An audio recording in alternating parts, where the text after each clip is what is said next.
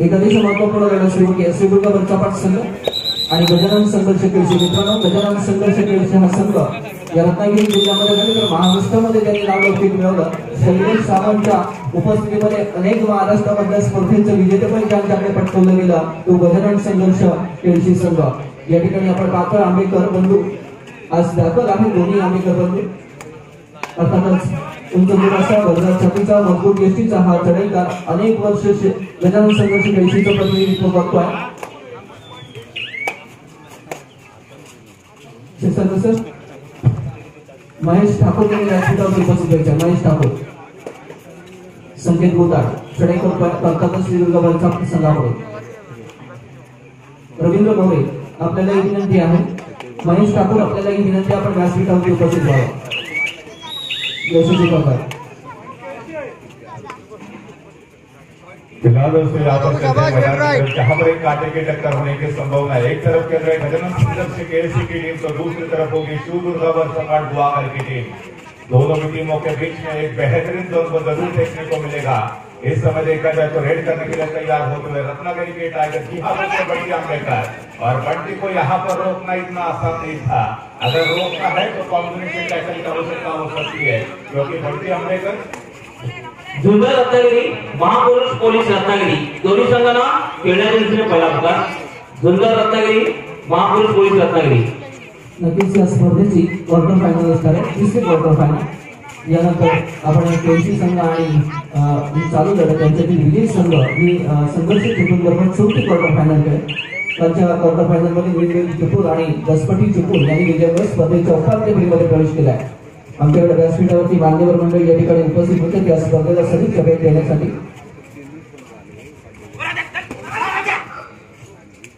बंटी पाटील आंबेडकर एक चांगली चढाई करते.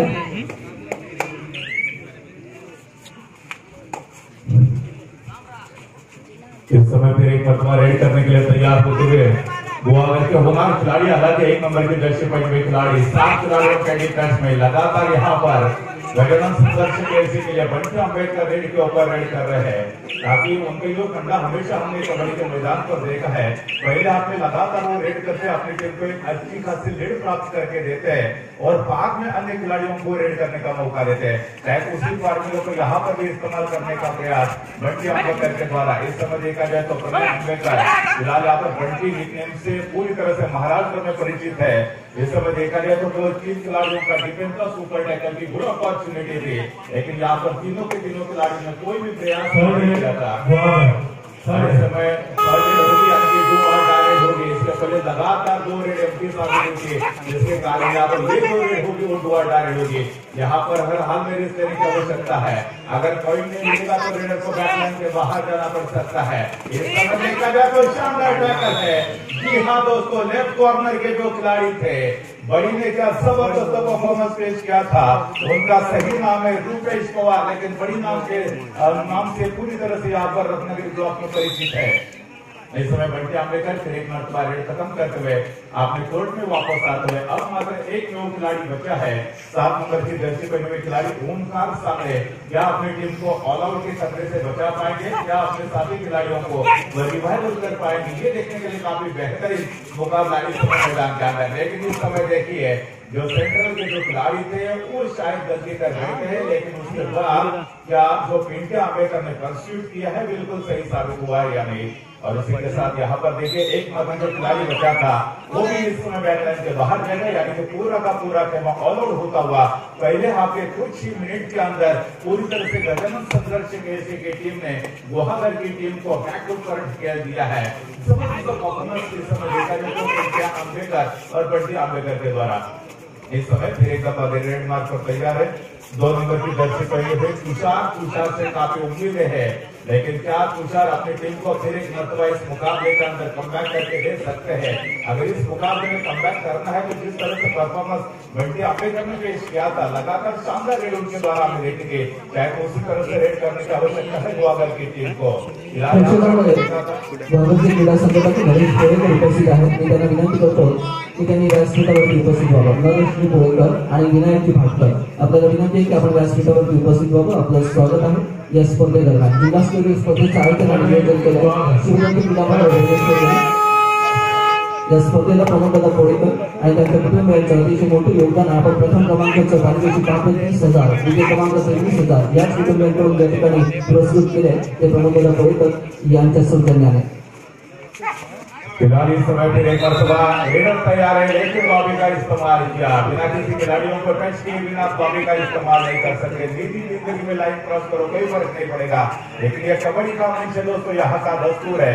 अब जब तक किसी खिलाड़ी को टच नहीं करते लॉबी का इस्तेमाल नहीं कर सकते. इस समय रेड मार्क पर मौजूद है प्रणीत प्रमोद अम्बेकर मतलब पीटी अम्बेकर इस समय रेड करने के लिए तैयार है. इसके पहले बार बार हमने बंटी अम्बेकर को देखा था लेकिन बड़े भैया छोटे से रुके हैं और छोटे भाई को इस समय रेड मार्क भेजा है. 4 खिलाड़ियों का डिफेंस होगा यानी कि सामने 4 शिकार है. क्या शिकारी शिकार कर पाएगा? बिल्कुल नहीं. आपने रेड को उन्होंने खत्म कर दिया अपने कोर्ट में चले गए और अब पलटवार करने के लिए इस समय 12 नंबर की जर्सी पहने हुए खिलाड़ी. हालांकि ताकत नहीं है लेकिन नसाकत का इस्तेमाल करने की आवश्यकता लेकिन इसी के साथ फिर एक मरतबा 11 नंबर की जर्सी पहने हुए है. इस समय जो डिफेंडर्स थे उन्होंने शानदार एफर्ट पेश किया था. देखा जाए तो मेरे ख्याल से यहाँ पर वहां पर बड़ी मौजूद थे रुपेश कुमार जिन्होंने शानदार एफर्ट पेश किया था और अपनी टीम को डिफेंस में एक पॉइंट का इजाफा करके दे दिया. इस समय देखा जाए तो नए खिलाड़ी को रेड करने के लिए भेजा है और रोहन मुकेश में इस समय गगनन संघर्ष कैसे की टीम इस टूर्नामेंट में शानदार प्रदर्शन करने के बिल्कुल प्रयास में देखने को मिल सकती थी लेकिन जो नया खिलाड़ी भेजा था नया रेडर इस्तेमाल करने का जो प्रयास था सिद्धेश गौरव को शायद यहाँ पर इस्तेमाल करना चाहते थे. रेड में आजमाने का प्रयास किया था लेकिन सिद्धेश काफी किफायती नहीं साबित हुए और एक आसान सा टैकल देखने को मिला था जहाँ पर सुपर टैकल के बदौलत 2 पॉइंट का इजाफा हुआ अगर की टीम को. नंदकुमार गोपाळकर प्रेक्षकांमध्ये आहेत त्यांना विनंती करतो की आपण व्यासपीठावरती उपस्थित व्हावं. नंदकुमार गोपाळकर 7 नंबर की जर्सी पहने हुए खिलाड़ी इस समय रेड मार्क पर मौजूद है. रूपेश की तरफ से आक्रमण करने का प्रयास किया था लेकिन रूपेश काफी महंगे साबित हो सकते हैं आपको. उनका हाथ में फांसी का फंदा होता है दोस्तों. अगर उसकी तरफ जाकर बोनस का एफर्ट आप करते हो तो शानदार टैकल रूपेश के द्वारा आपने कई बार देखा. यहाँ पर देखिए पिंटे अम्बेकर को टैकल करने का प्रयास किया था बिल्कुल चूके थे. वीक टैकल देखने को मिला और साथ ही साथ यहाँ पर पिंटे अम्बेकर के पक्ष में जाएगा 1 पॉइंट. शुरुआत के कुछ ही मिनट के अंदर क्या कमाल का प्रदर्शन इस समय गगनन संघर्ष कैसी के द्वारा हमने देखा है. बार बार हमारे दीपक दादा ने जिक्र किया था शैलेश सावंत सर का किया दोस्तों 2004 का अगर आपने वर्ल्ड कप देखा होगा फाइनल का मुकाबला देखा होगा तो शैलेश सावंत सर ने क्या लाजवाब प्रदर्शन पेश किया था. अंतिम मुकाबले में मैन ऑफ द मैच का किरदार अदा किया था. जी हाँ उन्हीं की टीम है गजानन संघर्ष कैसी और इस समय देखा जाए तो बंटी पिंटा साथ ही साथ हमने रुपेश कुमार का भी शानदार प्रदर्शन इस समय इस मुकाबले के अंदर देखा है. पिंटा अम्बेकर जो इस समय देखा जाए तो लेफ्ट कॉर्नर पर काफी तेजी के साथ अंदर जाते हुए टैकल करने का यहाँ पर थोड़ा सा वीक प्रयास देखने को मिला और 2+2 4 पॉइंट मिले कि गजानन संघर्ष कैसे की टीम को. कभी पिंटा अम्बेकर कभी बंटी जो इसके पहले क्रिकेट का प्रतिनिधित्व करते थे कुछ उनको यहाँ पर खेलने का मौका दिया है. यहाँ पर 2 नंबर की जर्सी पहने खिलाड़ी पूषा रेड मार्क पर मौजूद है. 7 खिलाड़ियों का डिफेंस होगा साथ ही साथ बोनस लाइन भी इस समय ऑन है. क्या यहाँ पर पॉइंट लेने का दूसरे भी मौका है लेकिन क्या उसमें कामयाबी मिलेगी? लेकिन नहीं. शानदार कॉम्बिनेशन टैकल देखने को मिलता है. कवर का डिफेंडर सामने से आया था ब्लॉक कर दिया था रीडर को और उसी समय अन्य डिफेंडर्स का सपोर्ट मिला. 1 पॉइंट का इजाफा गजानन संघर्ष कैसी के पक्ष में होता हुआ और अब वही खिलाड़ी इस समय रेड मार्क पर मौजूद है जिन्हें सब्स्टिट्यूट करके इस समय मैदान के अंदर भेजा है. नाम है पंकज चंद्रकांत था. क्या मिडलाइन को क्रॉस करेंगे और इसी के साथ पंकज ने मिडलाइन को क्रॉस किया. 1 पॉइंट का इजाफा होता हुआ. बड़े मियां तो बड़े मियां छोटे मियां भी सुभान अल्लाह ये पिक्चर पूरी तरह से इस मुकाबले के अंदर देखने को मिलता हुआ. शुरुआत के कुछ मिनट के अंदर बंटी अम्बेकर ने शानदार प्रदर्शन किया और बाद में पिंटे अम्बेकर ने क्या कमाल का रेड का प्रदर्शन किया और इस समय देखा जाए तो पूरी तरह से उम्मीद है पंकज घाट के द्वारा. उन्होंने भी जब उनको मौका मिला था कमाल का प्रदर्शन करते हुए 1 पॉइंट का इजाफा अपनी टीम के लिए जरूर करके दिया. इस समय 5 खिलाड़ियों का डिफेंस होगा. क्या मिडलाइन को क्रॉस करने वाले हैं? टैकल होगा गजब का टैकल. इस समय अरुण टैकल करने का प्रयास किया था. अगर रेडर मिडलाइन को क्रॉस करते तो शायद तकरीबन करने मामला हो सकता था. करीब 2 या 3 खिलाड़ियों को टैकल से बाहर जाने का अवसर मिल सकता था. लेकिन इस समय देखिए डिफेंस में पॉइंट लेने के बाद इस समय कॉन्फिडेंस थोड़ा सा बढ़ चुका होगा.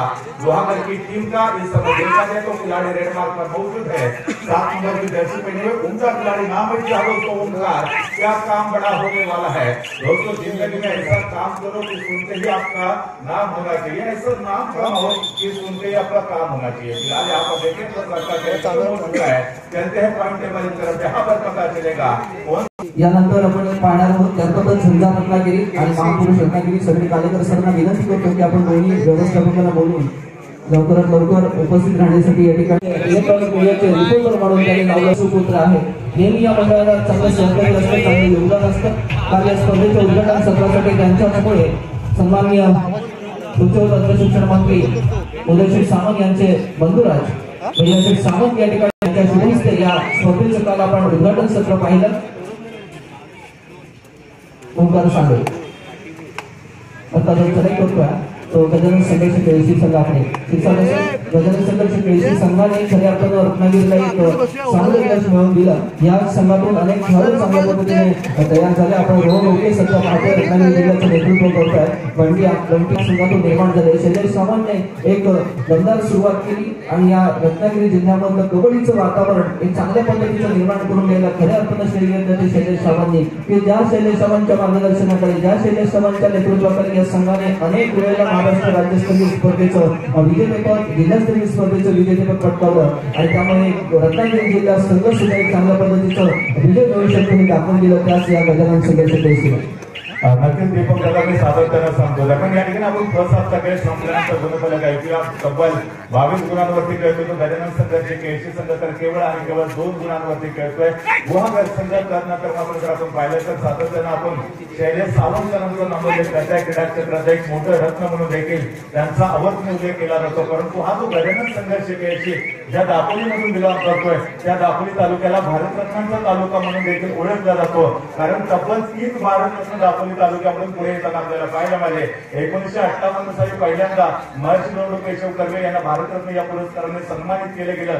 तदनंतर पावा काने यांना 1963 साली भारतरत्न हा पुरस्कार मिळाला आणि त्याच्यानंतर 1990 साली डॉक्टर बाबासाहेब आंबेडकर यांना मरणोपरांत भारतरत्न पुरस्कार मिळाला। म्हणजे भारतरत्नाची तर भूमी आहे, त्याचबरोबर क्रीडा क्षेत्रामध्ये देखील जाज्वल्य अभिमान आपल्याला पाहायला मिळेल। असे खेळाडू देखील त्याला पाहायला मिळते शैलेश सावंत सरांच्या माध्यमातून देखील। आणि त्यांचाच वारसा पुढे घेऊन जाताना गजानन संघर्ष केळशी संघ या जिल्हास्तरीय कबड्डी स्पर्धेमध्ये देखील एक महान घटना सादर करण्याचा प्रयत्न नक्कीच करेल। दरम्यान आपण बघतोय पुन्हा एकदा 2 नंबरची जर्सी परिधान केलेला पंकज केळशी परंतु इथे मात्र सर आहे डुअल डायरेक्ट वरती आपण बघतोय आक्रमण करण्यासाठी यावेळेला मात्र अकल केल्या जाईल का याचा संघर्ष मात्र सुरू आहे, परंतु त्याही पेक्षा जबरदस्त संघर्ष सादर केला तो गुहागरच्या संघाने आणि एक चांगलं कॉम्बिनेशन टॅकलचं चित्र देखील पाहायला मिळालं। अजून एक या संघाचं वैशिष्ट्य आपण पाहिलं की जो प्रणित आंबेकर आहे एक संयमी आणि शांत खेळाडू म्हणून त्याच्याकडे नेहमी पाहिलं जातं, छान उपरवेक्षण करतो। आता सुद्धा आपण पाहिलं त्याचे इतर खेळाडू दाद मागत होते, परंतु त्यांनी पाहिलं होतं की मिडल लाईनला त्याचं जे काय तो क्रॉस झालं नाहीये आणि अशा वेळेला कोणत्याही पद्धतीने दाद मागण्याचा प्रयत्न केला नाहीये। आणि अजून या संघाचं गुहागरवरती खूप प्रेम आहे, गुहागरवाल्यांचं या संघावरती खूप प्रेम आहे। खूप चांगल्या पद्धतीचं कॉम्बिनेशन गुहागर आणि गजानन संघर्ष केळशीमध्ये आहे। नक्कीच दीपक दादा आपण उल्लेख केला प्रणित आंबेकर म्हणजे आपल्या पिंट्या आंबेकरचा आपण उल्लेख केलेला आहे। थोडासा संयमी आहे, परंतु ज्यावेळेला आम्ही ब्लॉक लेवलच्या टुर्नामेंट खेळतो त्यावेळेला सातत्याने त्याला अग्रेसिव्ह होताना देखील मी पाहिलेला आहे। आज तरी आपण स्वतःवरती प्रचंड त्याने संयम ठेवलेला आहे आणि त्याला माझी जिल्हास्तरीय कबड्डी स्पर्धा आहे, स्वतःवरचा संयम ठेवू द्यायचा नाहीये। या स्पर्धेच्या अंतिम फेरीमध्ये पोहोचायचं आणि गजानन संघर्ष केळशी संघाला अंतिम विजेतेपद देखील पटकावून द्यायचं। त्याच्यामुळे कुठे डिफेन्सिव्ह खेळेल, एक संयमी भूमिका देखील त्याला सादर करावी लागेल, कारण त्याला हे सूत्र माहिती आहे आयुष्यात यशस्वी होण्यासाठी संयम हा सर्वात फार महत्वाचा घटक लागतो आणि तो आपल्याला प्राप्त करायचा हे चित्र देखील दीपकला पाहायला मिळेल। नक्कीच सर, सिंधुदुर्ग वरचापट संघ हा एक नवीन खेळाडूंचा भरणा असलेला संघ आहे, एक प्रयत्न करतोय या जिल्हास्तरीय स्पर्धेमध्ये एका मोठ्या बदलत्या संघाबरोबर।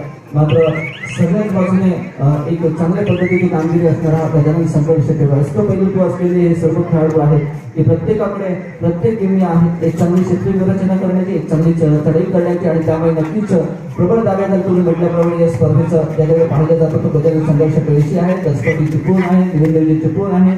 आपण पाहतो नंतर संघर्ष चिपळूण संघाने सुद्धा एक चांगली लढत दिली आहे आणि महापुरुष पोलीस रत्नागिरीकडे सुद्धा एक चांगल्या पद्धतीचं रोहन गमरेसारखा एक राष्ट्रीय खेळाडू आहे, त्यामुळे नक्की देखील सूर्य निर्मल यांनी सातत्याने दंगल प्रदर्शन करताना देखील पाहिलं. तो सूर्य निर्मल देखील या स्पर्धेत खेळत नाहीये. दरम्यान संपूर्ण शेवटच्या 5 मिनिटांमध्ये शिल्लक आहे. मॅचमध्ये केवळ औपचारिकता शिल्लक राहिली देखील पाहायला भेटली. यवना क्रीडा रसिकांना देखील अंदाज आला आहे की हा सामना गजानन संघर्ष केळशीच्या बाजूने जाईल. तर आपण चर्चा करतो गजानन संघर्ष केळशीच्या संघाच्या खेळाडूंच्या परफॉर्मन्सच्या संदर्भात. तर हे तिन्ही चार ऑफकोर्ट आहेत आणि त्यांच्या अनुपस्थितीत जर आपण पाहिलं बघा 12 नंबरच्या दर्शकांचा खेळाडू होता सिद्धेश गौरव त्याला अपमानाचा प्रयत्न केला. जर रोहन असतात तर कदाचित सिद्धेशला संधी मिळाली नसती. जुन्नर रत्नागिरी महापुरुष पोलीस रत्नागिरी दोन्ही संघांना तिसरा आणि अंतिम गुण. चालू सामना संपताच आपण मैदानाचा ताबा घ्यायचा. जुन्नर रत्नागिरी महापुरुष रत्नागिरी यानंतरचा सामना देखील त्याच्याकडे उत्कंठा वाढवणारा असणार आहे. कारण जुन्नर रत्नागिरीच्या मॅच मध्ये काल आपण बघितलं सामन्याने उलट ढोल आले होते. जुन्नर रत्नागिरीचा आपल्याला पुढच्या सामन्यामध्ये देखील पाहायला भेटेल. दरम्यान यावेळेला असेल थर्ड रेड गोवा डायरेक्टचा बिलकुल देखील वाजलाय. खेळाडूला कोणत्याही परिस्थितीमध्ये गुणाची कमाई करणं अनिवार्य असेल. परंतु समोर आहे बलाढ्य गजानन संघर्ष खेळची राह संघर्ष की जो चलता है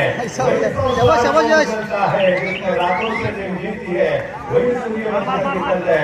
शायद एक समय तो मुझे कभी नरवाल की याद आ गई दोस्तों. हमने वो हरियाणा किलर्स के साथ मुकाबला देखा था पटना पायरेट्स का. 6 खिलाड़ियों के बीच में से निकल गए थे और पहली दफा 6 पॉइंट मुकम्मल किए थे. शायद ऐसा लग रहा है कि यहाँ पर भी वैसा ही माहौल देखने को मिलेगा क्या नहीं मिलेगा, लेकिन बिल्कुल नहीं मिला था.